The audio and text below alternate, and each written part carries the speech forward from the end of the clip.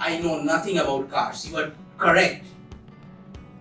But what I can tell you in addition is that I know the best minds of the car industry, whom to talk whenever I have a problem.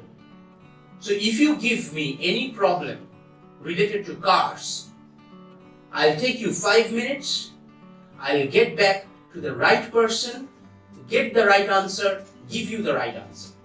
So here, this highlights the basic pillars of communication.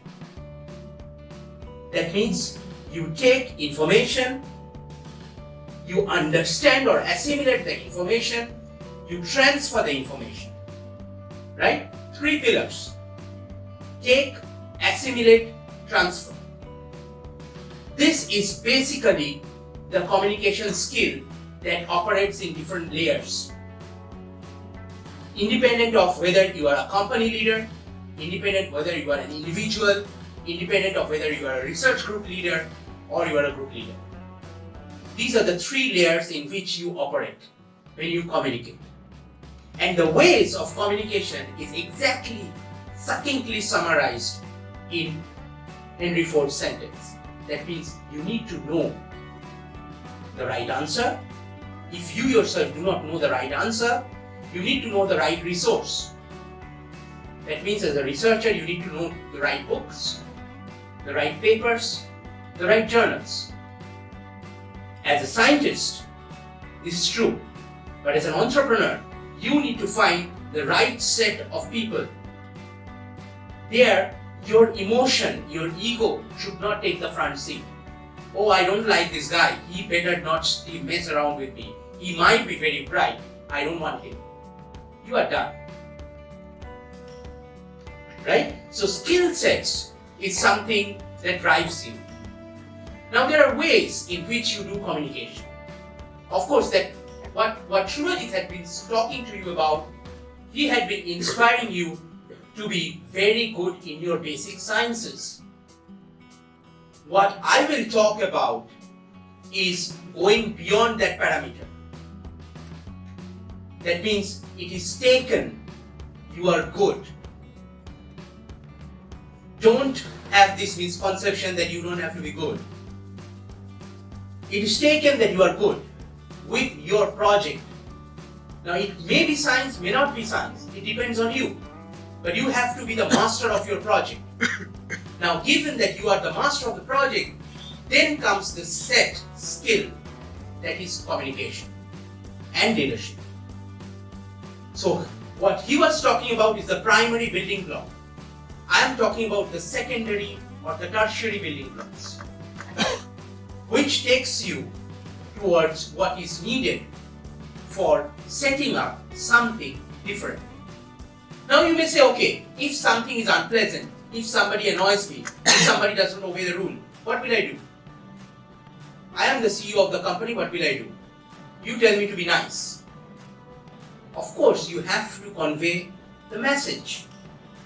And here I will tell you a story of a guy named Charles Schwab.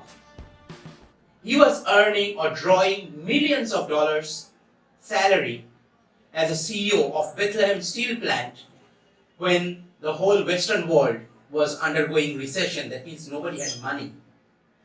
And he was still drawing salaries in millions.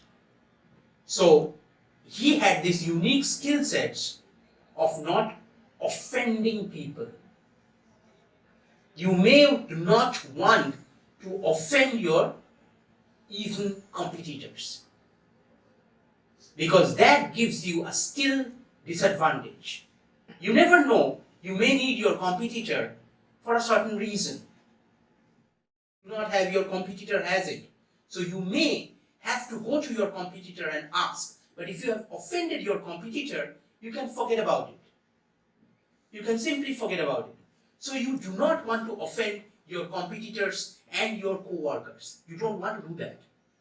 So once it happened that Charles Schwab was walking by his own Bethlehem Steel Company, and it was written, no smoking. And set of guys, they were smoking. They saw him, they just laughed, they were smoking. They didn't stop.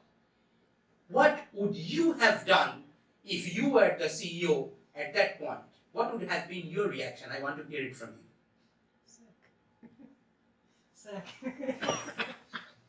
So sacking them, right? That's one. Anything more? How would you react?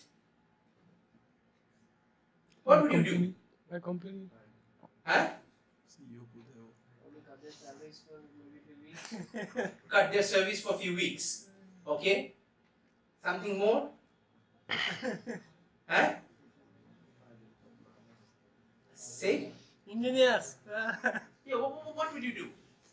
Give him separate room for smoking. Give him separate room for smoking. Fantastic. Give him separate rooms for smoking. Yeah? What else? So sack, cut the service for a few weeks, give him separate room for smoking. Something more? Yeah? Say it loud, it doesn't matter. Say it. Say. Huh? Give warning. Give warning. Okay, give warning. Yeah? Make him aware of the harmful effects of smoking. Okay, make him aware of the harmful effects of smoking. Huh? Join them. Yeah. Join them for smoking. Join them for smoking. So these are the different possible answers, right? And this highlights to what he had done. Of course, there are two extremes of answers we got from two faculty members. So one is saying, join them for smoking, and the other one is saying, sack them. So, and these are the extremities, right? Because if you sack them, of course, it's your way. It's either my way or highway. Skyway, sir. It's fine, right? You can do that. But then you can also join them, then ruin everything, because then it's written no smoking, and they said, okay, he is smoking with us in a non-smoking zone. That's fantastic. Let's have party. Right? So these two are the two extremes. What did he do? He went to them, he stopped by, after a few steps, he stopped by, he came back. He said, you know, I'm very proud, that's typically American what he said, I'm very proud of the fact that I work in your company and I get to lead your company. This is very American. Indians don't say this like this. So, but I would appreciate that you enjoy your smoke, but in a place where this no smoking signal is not given. By the way, I also enjoy smoking, like him. It was partly transitioning from him to him. I also enjoy smoking, so I have got with me, luckily, 3 Havana Club cigars, which I am giving to you, but I would appreciate that you enjoy this smoke at a place where it's not written on smoking. So, this was hard, but also soft. So this is the balance that you need to develop when it comes to taking or conveying hard decisions. And when you are in a discussion, for example, you need to be an active listener, not like garbage in and garbage out. Not like that. What is active listening? So that means when you listen, you make notes. When you are talking even to your professor or to your business partner or whatever, or even in a lecture, you take notes. Now, the moment when you do that, the speaker gets enthused, gets excited, that you are very serious in your business. There are two things. She or he will not tell you any lies or any inconsistent statement because that person knows that she or he has been documented, right? And the more important thing is that that person will be very earnest because she or he knows that you take this person very seriously. And you interrupt him or her with questions. That is active listening. So you just do not listen. You try to listen actively, interjecting asking, stopping in between with several questions, several comments, and your thoughts. In that way, you understand. Stopping in between with several questions, several comments, and your thoughts. In that way, you understand also better what her means are, what that person wants to say, and you have a continuum of conversation which might lead to a new idea, right? So this is in the matter of, for example, when you are talking to someone, you can practice this. And most of the time, we make the mistake, we take others for granted. We do not try to understand others. This is a mistake we do. When someone says something, or when someone passes a comment on something, we put on our judgmental cap and we think, oh, this is good, this is bad. But there are hundreds or thousands of shades of gray in between. I am not here to advocate virtue. I am neither here to be a victor of vice. But what I would like to say is that in between perfection and imperfection, in between what is correct, what is not correct, there are several versions. So for you as a budding entrepreneur or as a communicator, you may want to know what the other person is thinking. Try to understand the other person, because everyone has his own logic or her own logic to say something the way she or he says it. This will become very important when you will do this group activity. If someone barges in and says, oh, this is all rubbish, come on, this is all crap, listen to me. Whatever you have been doing is wrong. Don't get offended. Think that that person is very excited by the idea on what she or he has got. But of course, for that person also, it's important to put in practice the restraint. Saying, okay, it's fine, I have got an idea. Instead of barging on others. So that means that person also needs to understand others. You do not want to injure others. You do not want to hurt others. But you have to stick to the truth. You have to convey the truth. What is good is truth. What is truth is good.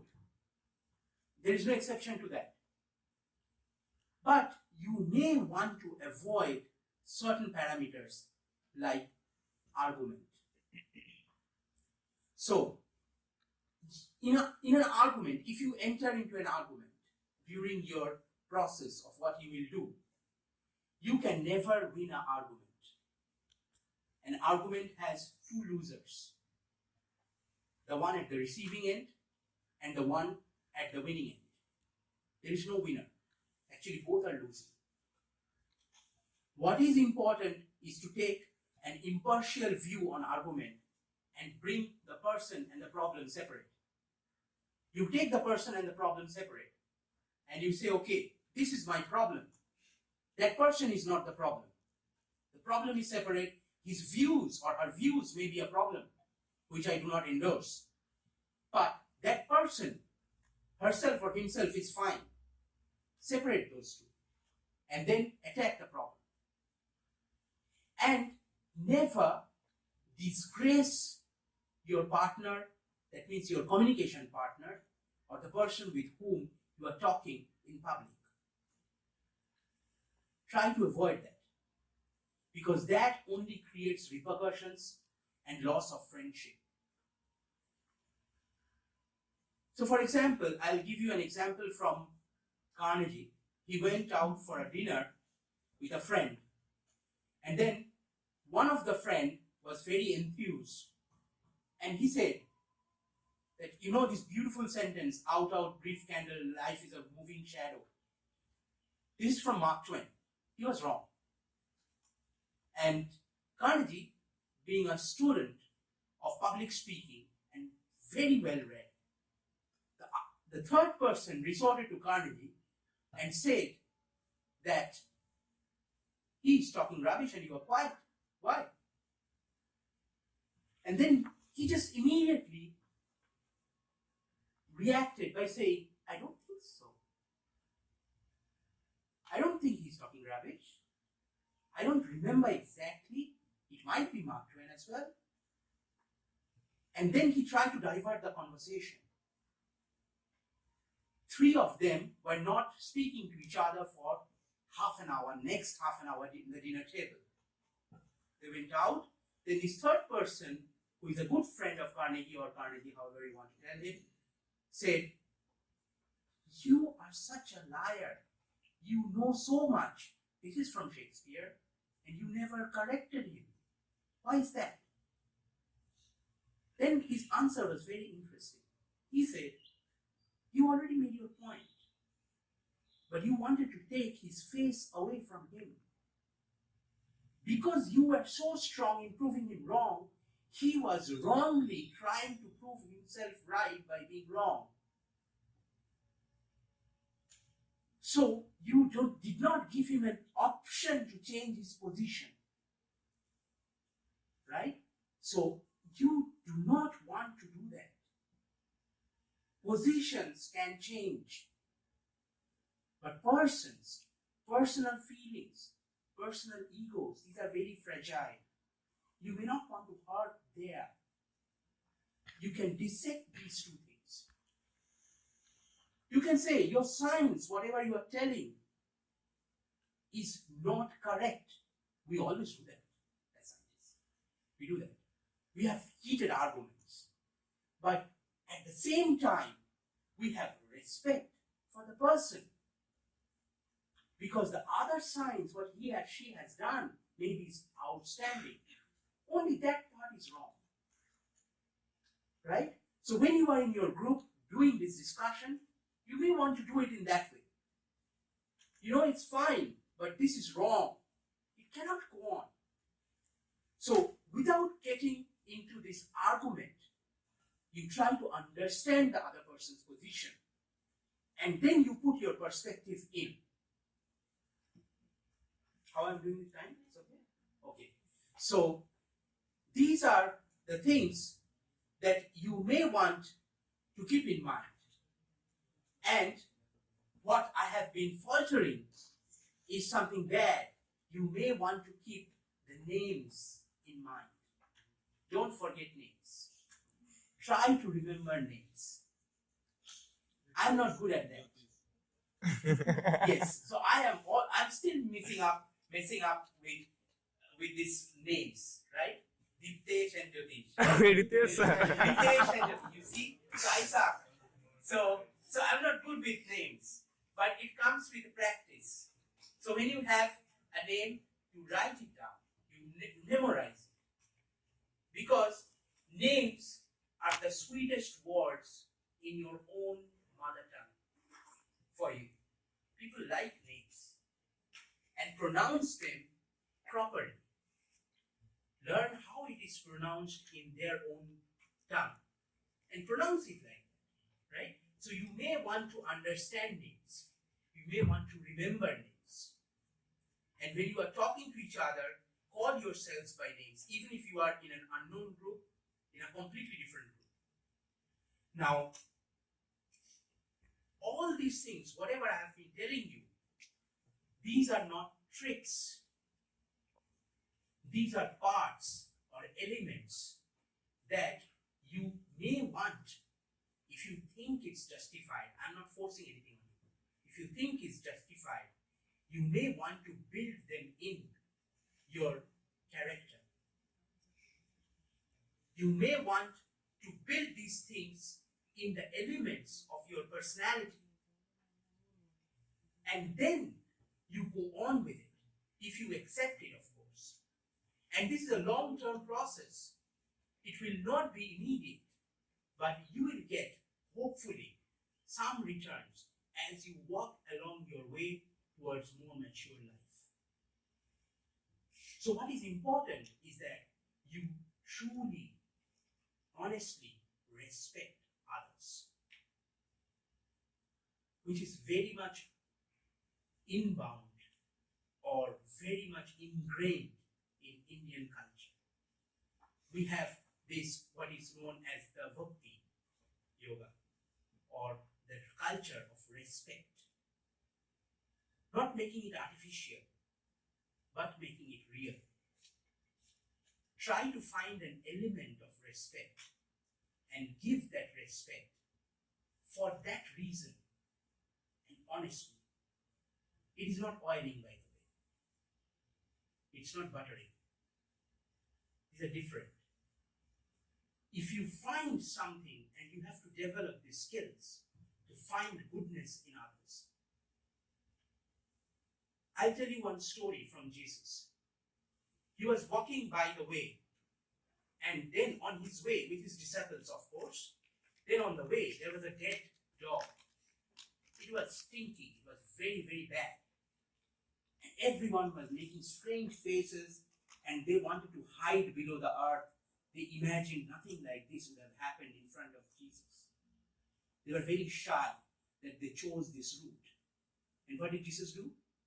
He went to the dog with a very smiling face, without any disturbance on his face, went to the dog, asked his disciples who were all doing this, and then he said, did you by the chance have a look at the set of the teeth this dog had? He had finest sets of teeth. What does it tell you? It tells you, among abhorrence, among disgust of others, someone finds a piece of beauty. So you can always find beautiful elements or elements of beauty even amid your worst enemy or the worst looking object.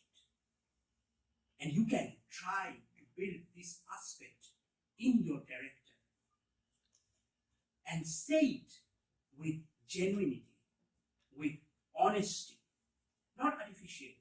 Because if you try any of these things, whatever I have been telling you, artificially, it will backfire. It has to come from within. It has to be built within. Right? So these are the things that you may want to build up as you grow up. Now again, only if you accept it. You have to think with your own logic. You have to think with your own sense. If you think I'm telling wrong, don't accept it. You only need to accept it when you accept it with your conscience, with your acceptance. So be lavish on compliment and be scarce on your criticisms.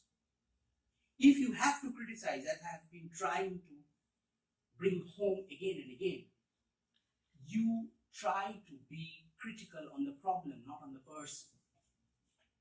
Any idea is wrong, you try to be critical on the problem, but not on the person. Person and problem, try to separate them. And say it in a sentence. You are fine, I have no problem with you, but I have problems with your viewpoint. And people will understand if you are honest, if you are genuine. Now, all of these things require an intrinsic positive attitude. You need to have a very, very, very positive attitude. Life is not a cakewalk. We all know it, you know it. The higher you go, the more you know it, the more you are treated unfairly, the more things you try, the more you fail. And the more unfairness comes on its ways and shows its ugly fangs. That's life. I'll tell you one story here at this point. A young guy who was there in school for the first day in sub-Saharan Africa. He goes into the school with a lot of negativity around in the people. The headmaster of the school comes in, goes to the blackboard, puts a dot, comes back, asks the class, what do you see? Nobody answers anything. There's pinned of silence. there was one guy who said, there is a white dot on the blackboard. And he said, this is the attitude I want in all of you. Try to see that little white spot on the huge blackboard. Be positive, whatever happens. And you know who this guy was? Kofi Annan. And he said that this had been the cornerstone of my travel towards this wonderful journey which I had by the teaching of this headmaster in the sub-Saharan Africa, and the student who said this was me. So that was the thing that motivated him to pursue positivity. So don't get into negativities. Negativities will always be there. You will find a lot of imperfections because we are imperfect. In Buddhism, they talk of perfection in imperfection, beauty in imperfection. In classical Buddhist art, if you see the Buddhist maestros, they left a little bit of imperfection intentionally to make that look beautiful. So nobody is perfect. I am not perfect. Nobody is perfect. But that's the beauty of human life, and that's what motivates us to live on, to carry on, to fight, to do better and better. There is no competitor, honestly. You are your competitor. You yourself are your own competitor. Life is a game of throwing dice. You are throwing dice. You don't have a competitor. You are playing against whom? You are playing against yourself. Who is yourself? Your laziness, your sins, the maras, or the vices, or the demons, whatever you say, they are all within you. You are fighting against them. So what brings me to the next point is that you need to have a clear focus and discipline. As you prepare this whole thing, we will give you a short time, because time is limited. We will give you a short time. You have your idea, with focus and discipline, execute it. So you should have a clear-cut plan. A plan, we say in management, for example, that human lives change in cycles of 4 years. So you may want to make a plan for 4 years. In big MNCs like BASF, what Pradeep said before, or Shell, or Dow, or DuPont, so all these companies, they have their career track with 4 years. Why? Because this is established in management that you have a 4-year career phase in your life. So every 4 years you change dramatically, but you have to work for that change. Nothing is for free. So what you may want to do is to write a letter to yourself 4 years later, how you would like to see yourself. And then see it, how you are, how similar, how different. Maybe you have exceeded your expectations. Maybe you fall short of your expectations. Whatever you do, don't be harsh on yourself. Be objective, but don't be harsh. So how many hours you sleep every day, on an average? Huh? Give me a range. 6 to 7 hours. Okay, the lower limit. Okay. The lower limit is 6. 6. Highest. I only hear 12. I want to hire longer. 12. It may be 23 also. How much? Huh? 18 is too much. So I believe that, because then you are sleeping a bit too much. So let's take 12 per day. So how many hours you spend doing gappe shappe? Whole day. Every day. 6 hours. 6. Okay, I'm done. So 12 plus 8, 20 hours. Now imagine this, it's a common thing, right? It's said that when someone is born, is given a bank balance, not with money, but with time. You have a given fixed amount of seconds left to you with your birth. That is constant. No one can change that. You might be the super rich, you might be the super poor. You have that time. So of which 20 hours per day, you are just throwing it down the drain. Right? Can you change that? I think you can change that if your priorities change. All of you have your own things. But all of you, I'm pretty much sure, you don't need to tell me, but I'm pretty much sure you have a deep desire in your heart that is in tune with your dreams. Every one of you have a dream to become the person you'd like to be when you are 60, when you are 20, when you are 40. Now that dream person, try to imagine that dream person. And now get back to yourself, to your own life, and from this 20 hours, of course you need sleep for 8 hours. Squeeze 4 hours out. Of course you need to chat with your friends for 2 hours. Take another 4 hours or 2 hours out.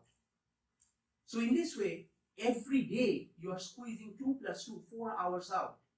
In a week, you are squeezing 28 hours out. 28 hours is a lot of time. You break your dream. For example, people say people are busy. Everyone is busy. But if you have a dream, you can take that dream to be the standard for you in 4 years' time. Maintain a small diary. Imagine you want to be a sportsman, playing in a national level.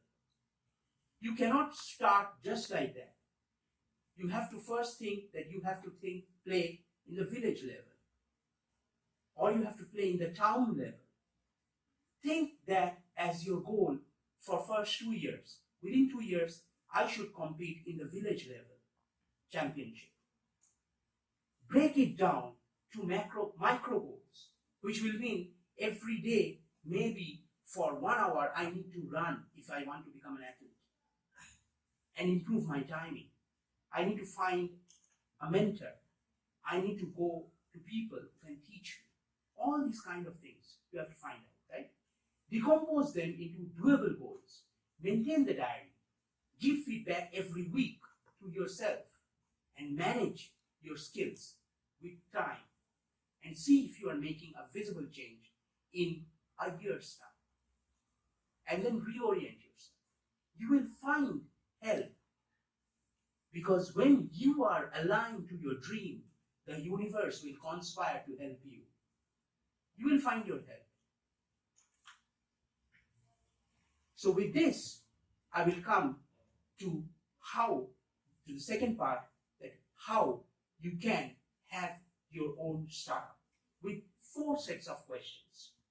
So I think my time is a little bit limited, so I'll try to be fast. So first thing, what you ask, you may want to write these questions down. So question number 1, what you may want to ask is, what is the problem? This is the first question. No, I don't know.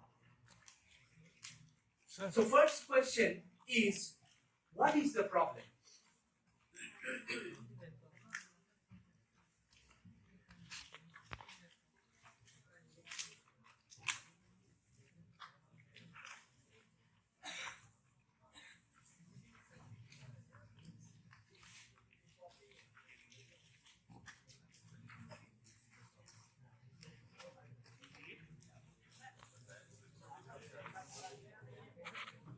All of you have the seeds and pen? Okay. Okay, so first question, what is the problem? What do I mean by that? This is the key question that will help you to ask your question for the startup. What is the problem? So I'll give you an example with iPhone. Okay? As a product.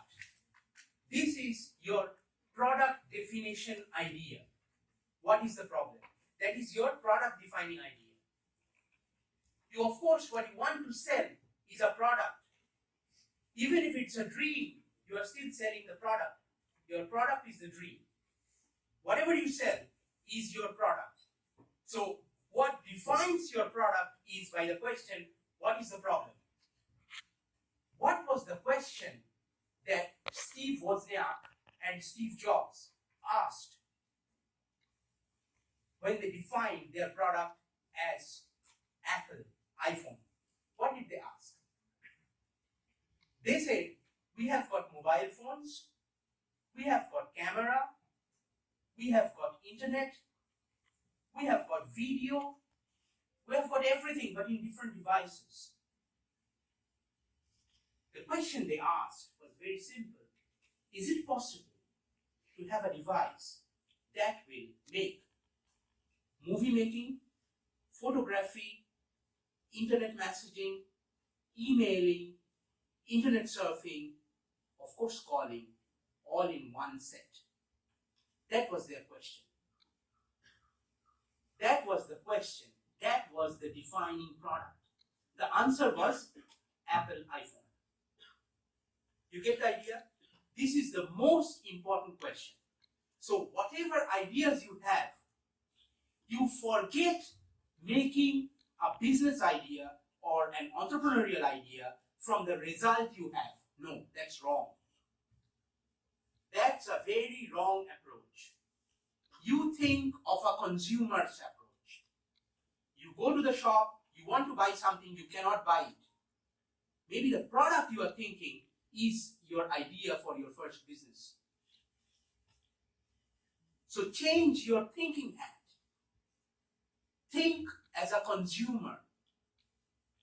You want to buy something, not you want to sell something. You want to buy something. What is it that you want to buy which is not there? But the technology maybe is there, right? Because we are all technocrats here. The technology is there, the product is not there. So the question, the defining question, first question, what is the problem? Okay? Google, another product example I give you. What did they do? They said that we have internet, massive data, mega data. But there is no structure in the data. Can I have a structure in my data so that I can find things as I and when I want them? That defined the concept of Google. Google came up with the search data.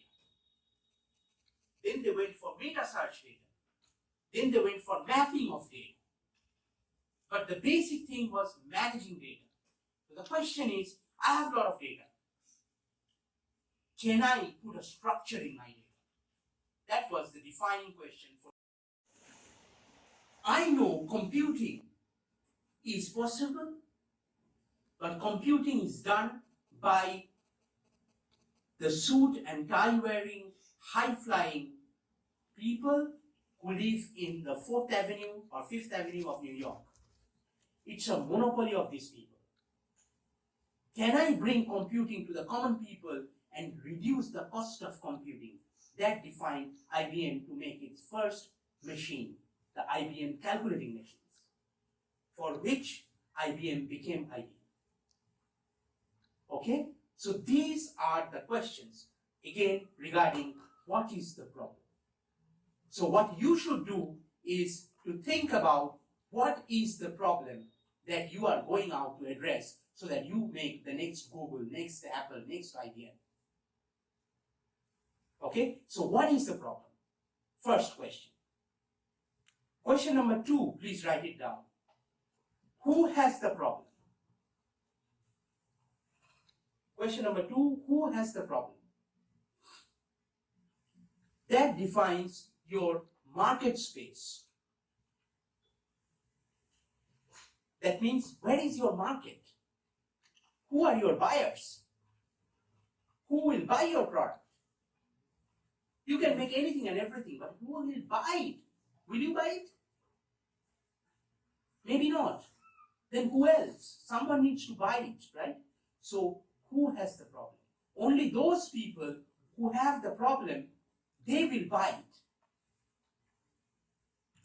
So that means you need to find a niche where you will walk, where you will operate. So that is your next question, who has the problem? So if you have your what is the problem correct, your who has the problem will automatically follow. You will immediately find who has the problem. For Apple, it was all the users of all these different segments. They were all connected together, created a huge market space. For Google, people with a lot of internet access didn't know how to find their things. They were able to find their things. Entire internet user community. For IBM, people who were man on the street, they could now do high-flying jobs in 5th and 6th Avenues. And not limited to those people who are living in 5th and 6th Avenues with access to very high-level education. Right? So this is how you change the dynamics. This is how you change the geopolitical scenario even.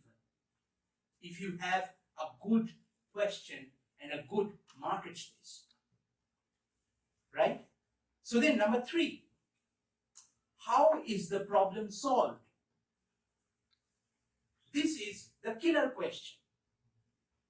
Of course, you may think you have got the best idea what is the problem, but then your problem is solved most likely. So you have your problem already solved. Look for it. That's why I asked you for internet access. So you have your Google, you have your mobile telephones, you can check your idea of what is the problem, couple it with the possible solutions. And most likely you will find that the solutions exist or do exist. Out. Okay? So basically going through these points and then cutting these points out, that means norming them. So you can have diverse ideas, you can have very diverse set of ideas, but then they should all stand all these 4 points. And if all these 4 points are satisfying you, then only you have a reasonable business proposition. So what we will do today is Ritesh and Jyotish, right? They will give you these A3 sheets. We will give you 2 color pens. They will also give you 2 color pens. So you are expected to put it in these sheets in a group of 10 people. You divide yourselves in group of 10 people and you discuss, you storm, and you propose one product idea. And at the end, what you are expected to do, you are expected to talk among each other, discuss, don't shout too much, discuss, and then storm and norm an idea, and then at the end, you come and give an elevator pitch. That means within 2 minutes, you come, you stick your poster on the wall. We have sticky tapes. We give you sticky tapes.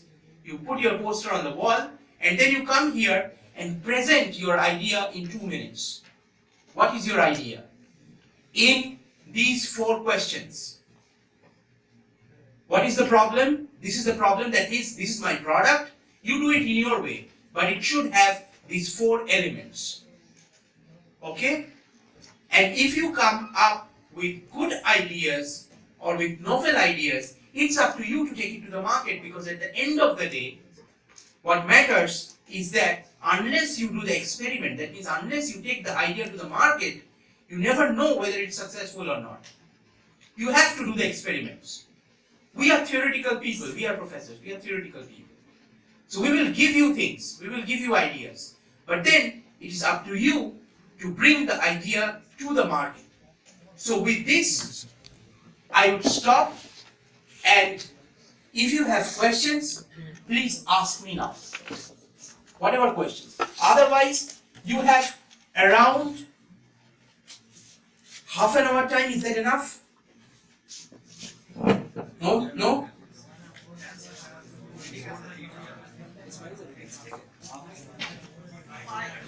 How much time you need? 45 minutes. Look. You can look. The thing is, the idea is, I am not asking you to come up with a foolproof business plan in half an hour. That's not possible. Right? Everyone knows that. I know it. It's not possible. But this is just for the flavor and for the fun of it. So of course I can give you very long time, then I'll never finish, I'll miss my flight and you have to keep me here. So, or we make it a little bit short so that you still have chance. So if we make it half an hour, you will not feel starved, you will not feel so hungry. So within half an hour, you can do it, and then each group nominate one person to come and present. Okay, over here with the poster. So how many students we have got now? 58. So then we can make it 5 groups. Yeah. So